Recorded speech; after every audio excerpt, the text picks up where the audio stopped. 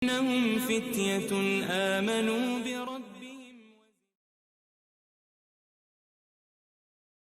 Bismillahirrahmanirrahim. Assalamualaikum warahmatullahi wabarakatuh.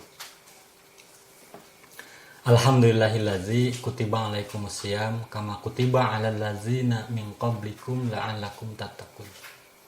Asyhadu an la ilaha illallah wa asyhadu anna Muhammadar Rasulullah. Allahumma sholli wa sallim ala sayyidina Muhammad wa ala alihi wa ashabihi wa man tabi'ahu bi ihsanin ila yaumiddin. Ikhwan fiddin rahimakumullah. Alhamdulillah, segala puji hanya milik Allah yang telah memberikan kewajiban atau menurunkan kewajiban kepada umat Islam, yaitu kewajiban saum sebagaimana diwajibkannya atas orang-orang sebelum kita. Dan mudah-mudahan daripada pelaksanaan saum sampai kepada derajat takwa, insyaallah, amin ya Allah rabbal alamin. Salawat dan salam mudah-mudahan selamanya tetap tercurah dan terlimpah kepada Nabiullah Muhammad Rasulullah Sallallahu Alaihi Wasallam yang telah memberikan, yang telah menyampaikan, menjelaskan serta memberikan contoh kepada umatnya pada masanya dan kepada umat Islam setelahnya, yaitu menyampaikan, menjelaskan serta memberikan contoh terkait pelaksanaan syariat Islam. Wabil khusus dalam hal ini adalah pelaksanaan syariat saum Ramadan. Sahabat-sahabat Vianu yang dirahmati oleh Allah Subhanahu wa taala, insyaallah pada kesempatan kali ini kita akan sama-sama mengerti, memahami terkait fikih siam fi Ramadan. Karena pelaksanaan saum Ramadan ini sudah digariskan, sudah dijelaskan oleh Rasulullah, dan insya Allah penjelasannya akan sama-sama kita pahami. Saum Ramadan atau saum itu secara lugah itu bermakna imsak, artinya menahan sesuatu, menahan rasa ngantuk agar tidak tertidur. Itu imsak, itu saum. Sahabat semua hari ini memegang HP agar tidak jatuh, itu saum, al-imsak, tetapi bermakna secara lugah, secara bahasa. Sebagaimana Sayyidati Maryam ya, di dalam Al-Quran surat Maryam surat 19 ayat 26 yang diabadikan oleh Allah di dalam Al-Quran, ini nadartu lirrahmani sauman palan ukalima al yauma insiya. Kata Sayyidati Maryam, sesungguhnya aku telah bernazar untuk Allah yang Ar-Rahman, yang Maha Pemurah, maka aku tidak akan berbicara dengan seorang manusia pun pada hari ini. Nah, Sayyidati Maryam mengatakan, aku ini saum, yaitu berhenti untuk tidak berbicara dengan manusia. Nah, itu saum secara bahasa, secara lugah, artinya menahan. Nah, bagaimana saum menurut definisi istilah? Nah, kalau saum menurut istilah syara itu beda lagi. Ini sudah khusus tertuju pada satu pengertian dan pemahaman tentang saum yang dimaksud dalam Al-Quran, yakni huwa ibaratun, adalah satu istilah an-imsak, dari menahan ya. Maksus, satu istilah dari menahan yang khusus, yakni al-imsaku, menahan, anil akli, dari makan, wa anisyurbi, dari minum, wal jima'i, dan dari bercampur atau jima, minas subhi ilal maghribi, dari waktu subuh hingga waktu maghrib, ma'an niyati, disertai dengan niat. Itulah pengertian saum secara istilah syara. Jadi saum secara istilah syara adalah menahan dari makan, dari minum, dari berjima, dari waktu subuh sampai waktu maghrib, disertai dengan niat. Nah, itulah pengertian secara syariat ya, secara dalam at-ta'rifat ya. Nah, sahabat-sahabat semua, setelah kita mengerti dan memahami pengertian saum baik secara lugah atau secara istilah, memang apa yang menjadi dasar daripada pelaksanaan saum? Nah, jadi hukum saum, ya hukum saum Ramadan ini berstatus wajib berdasarkan Al-Quran. Ya, pertama berdasarkan Al-Quran. Jadi saum Ramadan, ya di dalam Al-Quran surat Al-Baqarah, ya surat kedua ayat 183. Allah jelaskan dengan redaksi kalimat A'udzubillahi minasyaitonirrajim Bismillahirrahmanirrahim. Ya ayyuhallazina amanu kutiba alaikumussyam. Wahai orang-orang yang beriman, diwajibkan atas kalian saum. Nah, jadi di sini jelas dengan kalimat kutiba alaikumussyam, diwajibkan atas kalian saum, bahwa saum ini berstatus wajib.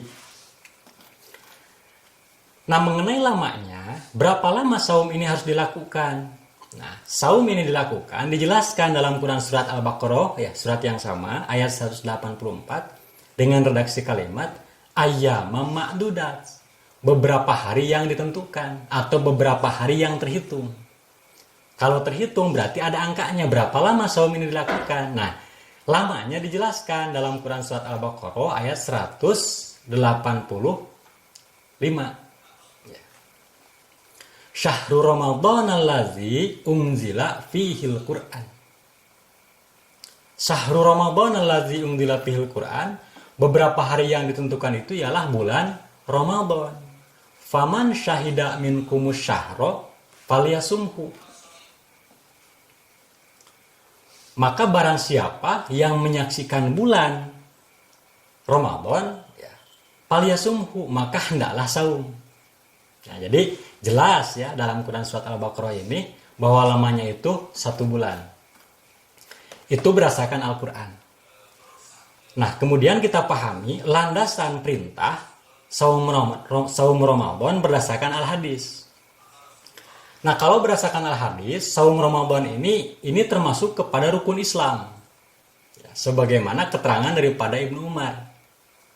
An Ibnu Umar radhiyallahu anhuma qala Rasulullah sallallahu alaihi wasallam, buniyal Islamu ala khamsin. Dari Ibnu Umar, semoga Allah meridhoi kepada keduanya, telah berkata, qala Rasulullah sallallahu alaihi wasallam, telah bersabda Rasulullah sallallahu alaihi wasallam, buniyal Islamu ala khamsin. Islam dibangun atas 5 perkara atau atas 5 hal. Yang pertama, syahadati alla ilaha illallah wa anna Muhammadar Rasulullah. Ya, bersaksi bahwa tiada Tuhan kecuali Allah dan bersaksi bahwa sesungguhnya Muhammad itu Rasul Allah. Kemudian yang kedua, wa iqamis salat, mendirikan salat. Wa itaiz zakat, yang ketiga mendatangkan zakat atau mengeluarkan zakat. Yang keempat, wal hajj, yaitu menunaikan haji. Dan yang kelima adalah wasomi Ramadan, yaitu saum di bulan Ramadan. Hadis riwayat Bukhari dan Muslim. Sahabat-sahabat semua, jadi jelas dalam hadis ini bahwa saum Ramadan ini masuk kepada rukun Islam. Nah, gitu. Masuk kepada rukun Islam. Nah, lebih tegas lagi dijelaskan di dalam hadis ini dinyatakan wajib, ya. Yaitu hadis dari Thalhah bin Abdullah yaqulu, ja'a rajulun ila Rasulillah sallallahu alaihi wasallam, telah datang seorang laki-laki kepada Rasulullah sallallahu alaihi wasallam, min ahli Najd, dari penduduk Najd, sa'irur ra'si, ya, dengan rambut acak-acakan, ya. Nasma'u dawiyah sautihi, terdengar suaranya tapi tidak paham apa yang dikatakannya. Wala nafqah ma yaqul, tidak paham apa yang dikatakan oleh orang itu. Hatadana minar Rasulillah sallallahu alaihi wasallam, hingga dia mendatangi atau datang kepada Rasulullah sallallahu alaihi wasallam. Fa idza huwa yas'alu anil Islam. Nah, ketika dia sampai, dia bertanya tentang Islam. Gitu. Dia bertanya tentang Islam. Faqala Rasulullah sallallahu alaihi wasallam, maka Rasulullah sallallahu alaihi wasallam berkata atau bersabda bahwa Islam itu adalah khamsu sholawatin fil yaumi wal lailah. Melaksanakan sholat wajib sehari semalam. Jadi sholat wajib sehari semalam. Kemudian seorang pemuda tadi berkata, hal alayya ghairuhunna, apakah ada selain itu? Qala, kata Rasulullah, tidak ada, illa ang tatawa'a, kecuali melaksanakan sholat sunat. Wasyamu syahri Ramadan, dan saum wajib di bulan Ramadan. Faqala, hal alayya ghairuhu, apakah ada selain itu? Faqala, la illa ang tatawa'a, kecuali engkau melaksanakan saum sunat. Al hadis.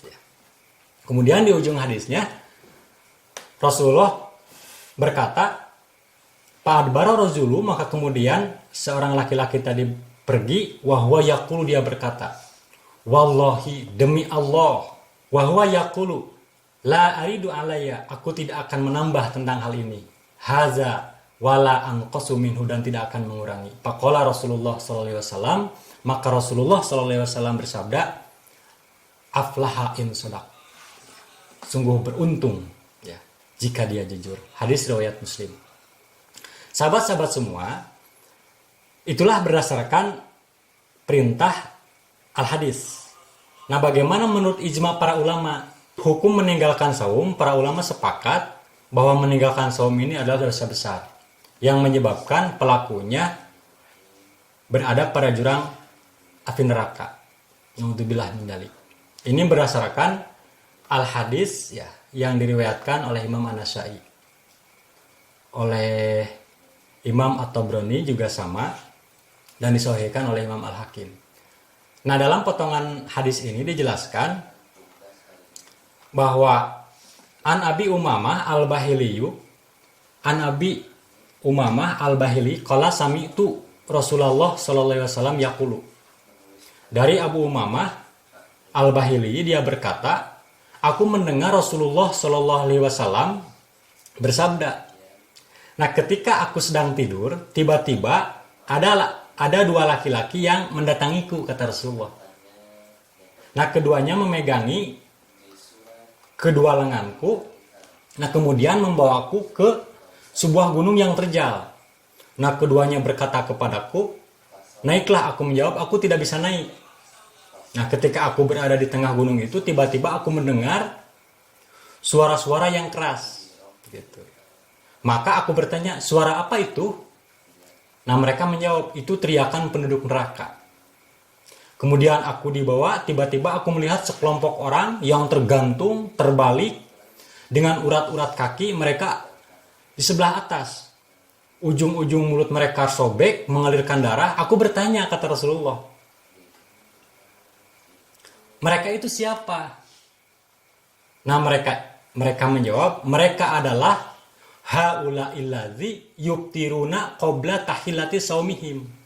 Jadi mereka itu adalah orang-orang yang berbuka puasa sebelum waktunya. Nah, itulah gambaran daripada hadis bahwa orang yang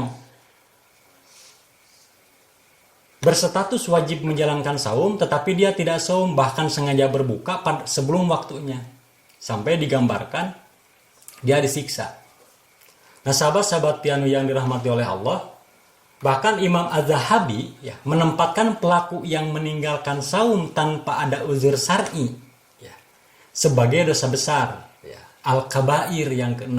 Itu dalam kitab Al-Kabair. Nah, sahabat semua, karena kita paham bahwa ternyata meninggalkan saum tanpa uzur syar'i itu dosa besar, maka hukum dan sanksi bagi orang yang meninggalkan saum itu terhitung kafir dan diperlakukan sebagai orang murtad. Jadi dia nanti diminta bertaubat. Jika dia sudi untuk bertaubat, maka dia diampuni. Tetapi jika dia tidak mau bertaubat, ya, tidak sudi untuk bertaubat, ya, maka dia dihukum mati, ya, sebagaimana hukuman had apabila bukan orang yang baru memeluk Islam. Nah, adapun orang yang meninggalkan saumnya karena malas, ya, tanpa ada uzur, dan tidak mengingkari kewajiban saum Ramadan, maka dia terhitung orang fasik, bukan orang kafir. Ini bisa dilihat dalam fikih Islam. Ya.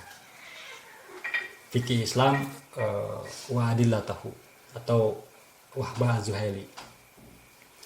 Nah sahabat semua, jadi kenapa demikian? Karena wajibnya saum Ramadan ini sudah maklum min dini bidaruroh, yaitu secara pasti ya, sudah diketahui wajibnya berdasarkan Al-Quran, bahkan tadi berdasarkan Al-Hadis, termasuk kepada rukun Islam ya. Oleh sebab itu seseorang yang meninggalkan saum tanpa uzur syar'i ini bisa menjadi kafir jika mengingkari wajibnya hal ini. Ini dalam Shahih Fiqh Sunnah. Nah, oleh karena itu mudah-mudahan kita dengan mengerti dan memahami wajibnya saum Ramadan tanpa ada uzur syar'i, tidak berani sedikit pun untuk meninggalkan kewajiban ini. Dan mudah-mudahan kita bisa menunaikannya sampai tuntas, sampai beres. Amin ya Allah ya Rabbal alamin. Ikhwan wal akhwat rahimakumullah. Setelah kita paham hukum dan sanksi, memang apa yang menjadi syarat-syaratnya. Jadi syarat-syarat saum, syarat itu adalah satu hal yang menentukan sahnya amal perbuatan, tetapi tidak masuk kepada amal itu. Itu pengertian syarat ya dalam terjemah Mabadi Aulia usul fikih. Yang pertama kita pahami syarat wajib. Jadi yang menentukan wajibnya seseorang menjalankan saum ya, ketika datang bulan Ramadan wajib dia menjalankan saum. Pertama dia berstatus muslim ya, yaitu berdasarkan hadis dari Ibnu Umar tadi ya. Karena saum termasuk kepada rukun Islam ya. Bunyal Islam ala khamsin antashhada an la ilaha illallah wa asyhadu anna Muhammadar Rasulullah wa iqamis shalah wa ita'iz zakah wal hajj wa shaum Ramadan, dan saum di bulan Ramadan. Jadi yang melaksanakan saum di bulan Ramadan ini adalah orang Islam, di bunyal Islam. Nah, Islam pekerjaannya orangnya muslim gitu. Nah, kemudian yang kedua dia muslim. Tidak cukup muslim, tetapi yang kedua dia baligh. Ya. Baligh, dan ketiga berakal atau akalnya sehat. Ini dalam hadis dijelaskan dari hadis Aisyah ya, yang diriwayatkan oleh Imam Ahmad, ya, Ad-Darimi dan Ibnu Huzaimah. Begini hadisnya, an Aisyah anin Nabiyyi sallallahu alaihi wasallam qol rufi'al qalamu an salasatin. Dari Aisyah, dari Nabi SAW bersabda, rufi'al qalam an salasin, diangkat pena atas 3 kelompok. Yang pertama, anin naimi hatta yastayqadha. Yang pertama, dari orang tidur sampai dia bangun dari tidurnya. Kemudian yang kedua, wa anis saghiri hatta yahtalima, dari orang kecil atau anak kecil sampai dia mimpi. Dan yang ketiga, wa anil majnuni hatta ya'qila, orang gila sampai sehat akalnya. Nah, hadis ini menjelaskan bahwa rufi'al qalam ya, diangkatnya pena ini bermakna kinayah atau kiasan dari sukutu taklif, artinya bebasnya beban syariat. Jadi beban syariat baik halal haram bebas bagi orang tersebut.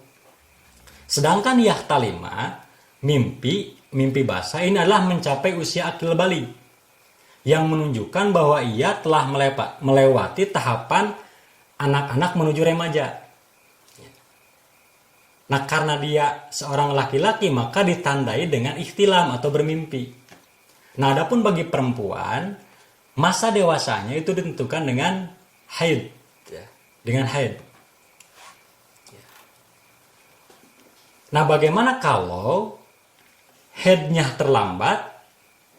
Misalkan dia belum haid serta belum ihtilam, padahal usia sudah 17 tahun, maka ini ditentukan dengan usia 15 tahun. Jadi 15 tahun ini patokan usia orang nginjak pada usia baligh, sekalipun dia belum mimpi basah, sekalipun dia belum haid. Artinya jika sebelum 15 tahun dia sudah mimpi basah, sudah ihtilam, maka sudah baligh, dihitung. Jika perempuan sebelum usia 15 tahun sudah haid, maka terhitung dia sudah akil balik. Nah, ini berdasarkan penjelasan daripada Yusuf Al-Qaradawi di dalam Fiqih Shaum. Jadi yang pertama tadi muslim, kemudian yang kedua balik, kemudian yang ketiga berakal. Nah, oleh karena itu siapa saja yang hilang akalnya terus-menerus, nah ia tidak kena taklif atau tidak ada beban syariat, baik dalam perintah ubudiyah ataupun dalam muamalah, ya. Kecuali dia hilang akalnya kadang-kadang atau waktu-waktu tertentu, maka dia kena taklifnya, kewajiban syariatnya itu di masa sehat saja. Mafhumnya, mudah-mudahan kita bisa memahami. Kemudian yang keempat, yang menjadi syarat wajib saum itu adalah mampu untuk melaksanakannya, atau qadir, punya kemampuan untuk melaksanakannya. Nah, yang mampu untuk melaksanakan itu pertama, dia mukim, tidak dalam keadaan safar. Yang kedua, dia sehat, tidak dalam keadaan sakit. Nah, itu yang dipandang mampu.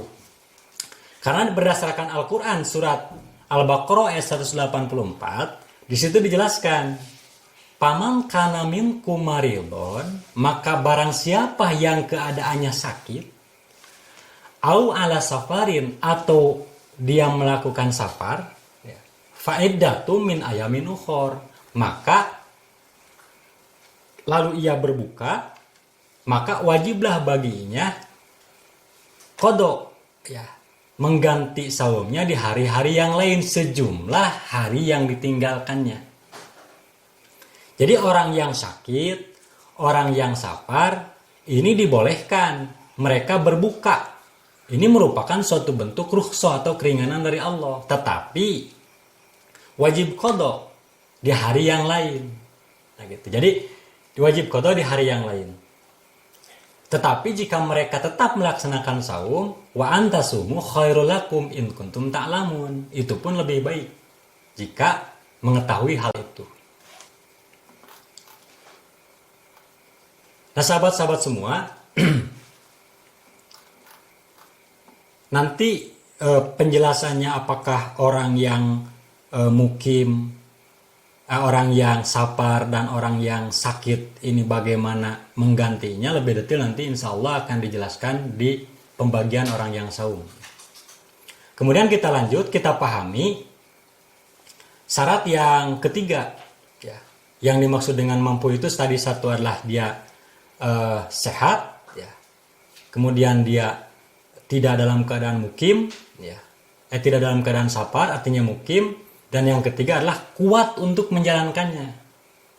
Nah, siapa yang kuat untuk menjalankannya? Jadi orang-orang yang kuat menjalankannya ini berdasarkan Quran surat Al-Baqarah ayat 184. A'udzubillahi minasyaitonirrajim. Bismillahirrahmanirrahim. Wa 'alal ladzina yutiqunahu fidyah ta'amu miskin. Dan bagi orang-orang yang berat menjalankannya, al-itaqah, maka jika mereka tidak berpuasa itu membayar fidyah, memberikan makan kepada seorang miskin. Nah, gitu. Itu artinya orang yang berat menjalankannya al-itaqah ini boleh tidak puasa, ya, tetapi dia wajib mengganti di hari yang lain yaitu dengan fidyah. Artinya ketika dia kuat maka tidak ada rukhsah untuk tidak berbuka.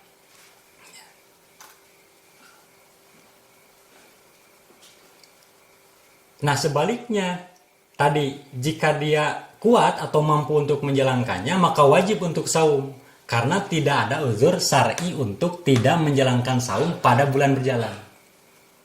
Nah, sahabat-sahabat semua, itulah kita pahami terkait syarat wajib. Nah, kemudian kita pahami setelah syarat wajib kita pahami, kita lanjut apa saja yang menentukan sahnya seseorang menjalankan saum. Nah, ini masuk kepada syarat sah. Jadi syarat sah saum ini terbagi kepada dua hal. Yang pertama, ya, dia sah menjalankan saum jika suci dari haid dan nifas. Nah, ini berlaku untuk akhwat atau untuk perempuan. Jadi ketika dia masuk di bulan Ramadan kemudian dia dalam keadaan haid dan dalam keadaan nifas, padahal dia muslim, padahal dia berakal, padahal dia mampu menjalankannya, nah itu tidak sah. Gitu. Ini berdasarkan hadis kalau dirinya dalam keadaan haid dan nifas. Ini berdasarkan hadis daripada Aisyah. Ya. Ma balal haid taqdis saum wala taqdis salat. Kenapa gerangan wanita haid ini mengkodok mengkodok puasa dan tidak mengkodok salat? Maka Aisyah menjawab, Pakolat. Maka Aisyah menjawab, Aharuriyah anti? Apakah saudari ini kelompok Haruri? Yaitu Haruri itu adalah satu kelompok yang keluar daripada atau yang menentang kepemimpinan Ali atau disebut Khawarij. Kurang lebih seperti itu. Nah, qultu lastu, dia berkata, bukan bihururiyah, bukan kelompok hururiyah. Walakini as'alu, tetapi aku bertanya saja. Qalat, Aisyah berkata, kana yusibuna zalik panu maru biqada'is saum wala biqada'is shalah. Kata Aisyah, dia menjawab, kami dahulu juga mengalami haid, maka kami diperintah untuk mengkodok puasa dan tidak diperintahkan untuk mengkodok salat. Hadis riwayat Muslim nomor 335. Nah, ini berdasarkan hadis tersebut jadi jelas bahwa tidak sah orang melaksanakan saum sementara dirinya dalam keadaan haid atau nifas. Itu khusus untuk akhwat atau perempuan, karena kan ikhwan nggak ada yang haid dan nifas ya.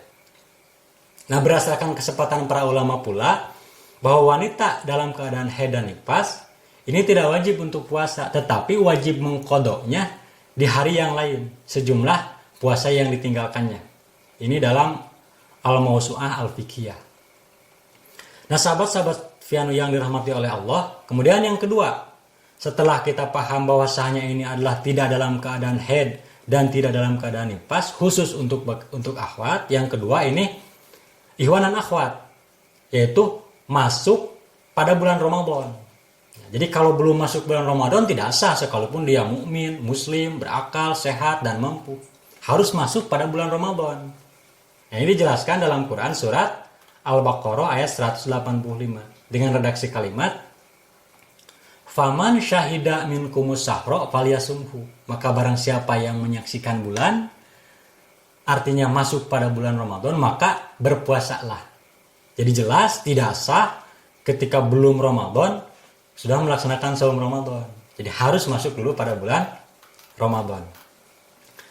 Itu dalam Al-Quran. Dijelaskan lagi dalam Al-Hadis. Ini hadis dari Ibnu Umar. Qala, dia berkata, sami'tu Rasulullah sallallahu alaihi wasallam. Aku mendengar Rasulullah sallallahu alaihi wasallam yaqulu, dia berkata, idza ra'aitumuhu fasumuhu. Maka apabila kalian melihatnya, maksudnya melihat bulan, melihat hilal, fasumuhu, maka bersaumlah. Wa idza ra'aitumuhu, dan jika kalian melihatnya, fa'af tiru, maka berbukalah, maksudnya nanti ketika Syawal.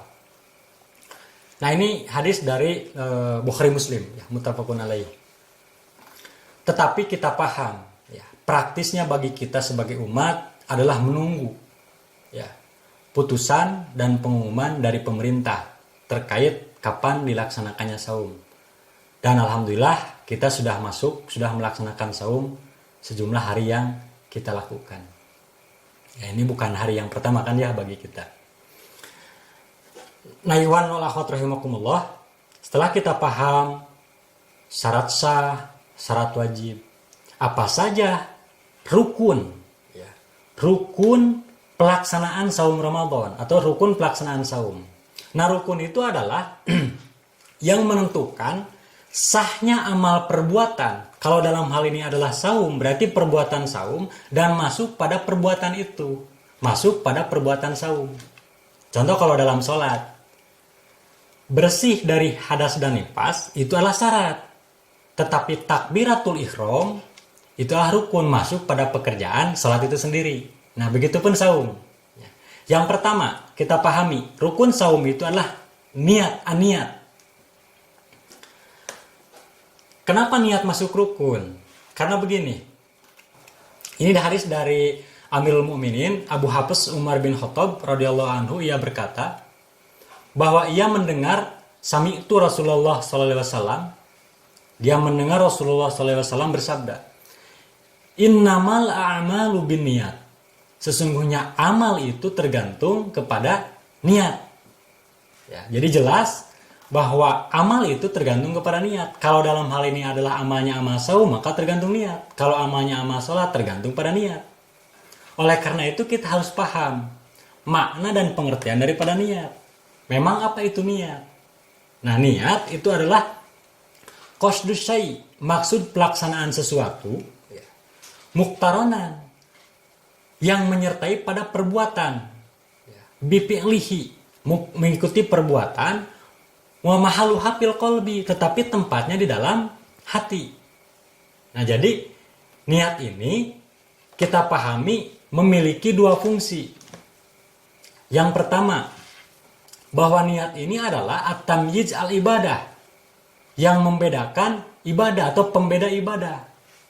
Pembeda antara ibadah yang satu dengan ibadah yang lainnya, seperti membedakan sholat duhur dengan sholat asar. Dengan apa? Dengan niat. Membedakan saum wajib dengan saum sunat, itu dengan niat.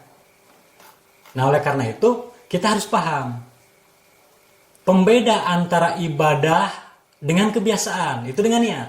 Jadi at-tamyiz al-ibadah, pembeda ibadah, membedakan ibadah yang satu dengan ibadah yang lain, dan juga membedakan antara ibadah dengan kebiasaan, al-ibadah wal adat.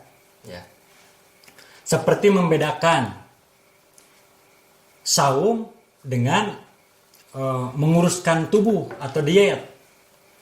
Membedakan mandi wajib dengan mandi kebersihan atau mandi keseharian, itu dengan apa? Dengan niat. Nah, oleh karena itu kita harus paham. Yang kedua, fungsi pada niat itu adalah at-tamyiz al-maqsud bil amal. Membedakan maksud melakukan amal. Apakah amal ini dilakukan karena Allah saja, atau karena selain Allah, atau karena Allah dan selain Allah? Dengan apa bisa diketahuinya? Dengan niat. Innamal a'malu binniyat wa innamal likulli imri'in ma nawa. Sesungguhnya amal itu didasarkan pada niat, dan sesungguhnya setiap orang yang akan diberi balasan itu sesuai dengan niatnya. Itu hadis riwayat Bukhari dan Muslim. Nah, begitupun dalam pelaksanaan saum Ramadan. Ini harus diawali dengan niat. Apakah dia menahan lapar dan dahaga ini tadi niatnya mau saum? Apakah saum yang dilakukannya ini saum wajib atau saum sunat? Apakah dilaksanakannya saum tersebut ini karena Allah atau karena selain Allah? Apakah melaksanakan saum ini mau sehari saja, seminggu saja, atau full 1 bulan?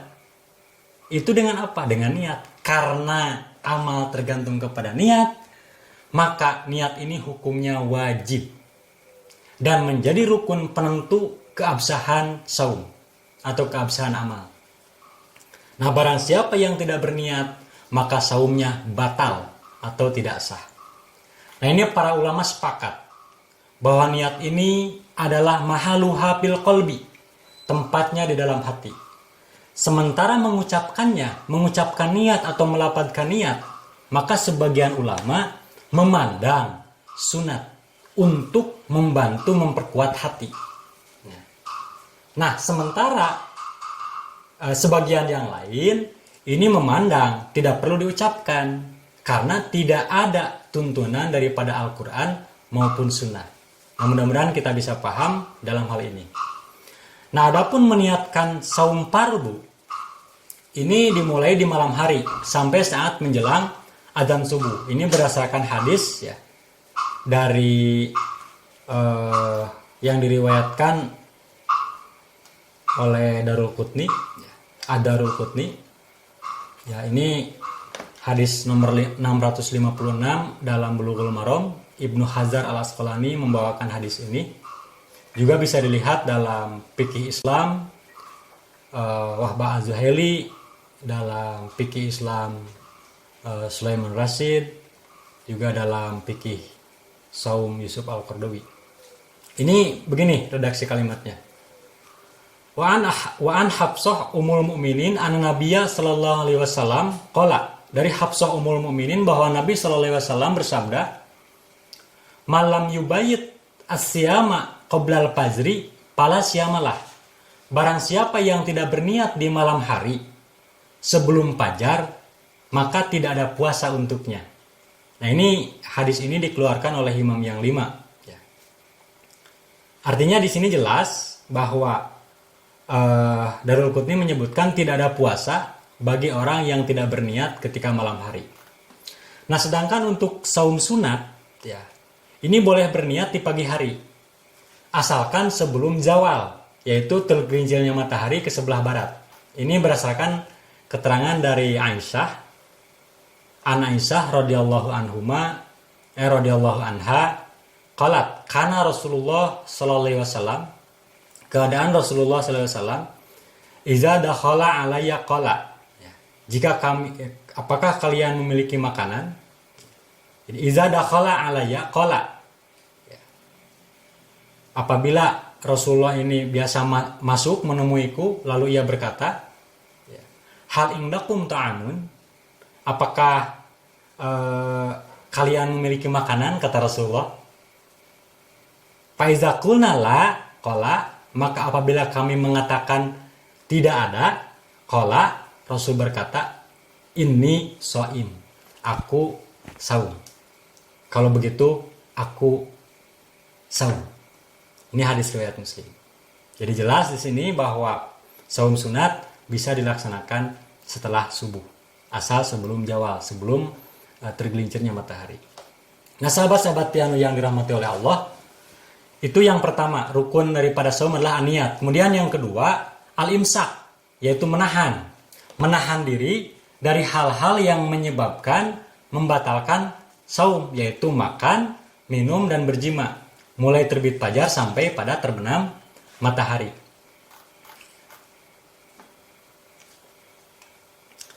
Itu penjelasan daripada rukun yang kedua. Nah, oleh karena itu kita paham, jadi setelah kita memahami rukun, lantas kita ingin sukses, bahwa saum saya ini ingin sukses, apa saja yang membatalkan saum bagi saya? Karena kalau tidak tahu pembatal-pembatal saum, barangkali nanti kita melakukan sesuatu padahal itu membatalkan, atau melakukan sesuatu padahal itu tidak membatalkan, kan gitu. Itulah pentingnya kita memahami pembatal-pembatal saum. Yang pertama kita mafhum bahwa yang membatalkan saum ini adalah makan dan minum dengan sengaja. Nah, tetapi sebaliknya, jika makan dan minumnya tidak sengaja, maka ini tidak membatalkan puasa. Nah, ini Ibnu Hajar Al-Asqalani menyebutkan dalam Bulughul Maram, ya, dalam hadis dari Abi Hurairah, an Abi Hurairah radhiyallahu anhu, qala Rasulullah sallallahu alaihi wasallam, man nasya wa huwa shaimun, barang siapa yang lupa padahal dia sedang saum, fa'akala au syariba, dia makan dan minum, falyutimma saumahu, maka sempurnakanlah saumnya. Fa innama at'amahullahu wa saqahu, muttafaqun alaih.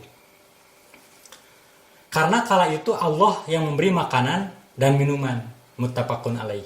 Walil Hakim, dan dari Imam Al-Hakim dijelaskan, man aftara fi Ramadan, barang siapa yang makan atau batal di bulan Ramadan nasian karena dia lupa, ya, atau berbuka di bulan Ramadan karena dia lupa, fala qada'a alaihi wala kafarah, maka tidak ada qada dan atau kifarat, wa huwa sahih, dan dia sah untuk melanjutkan saum. Nah, itu yang pertama. Kemudian yang kedua, yang membatalkan saum itu adalah keluarnya haid dan nifas, atau haid dan nifas. Ini berarti ini khususnya untuk akhwat.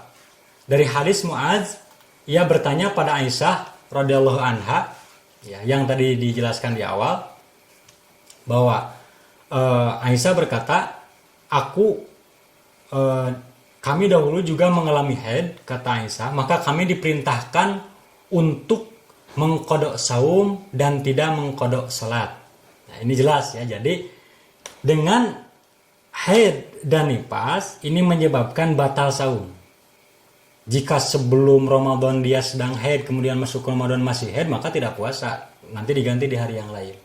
Bagaimana kalau di perjalanan dia sedang saum, kemudian di tengah hari atau di tengah perjalanan saum ini, bukan di malam hari, dia haid, maka batal saumnya.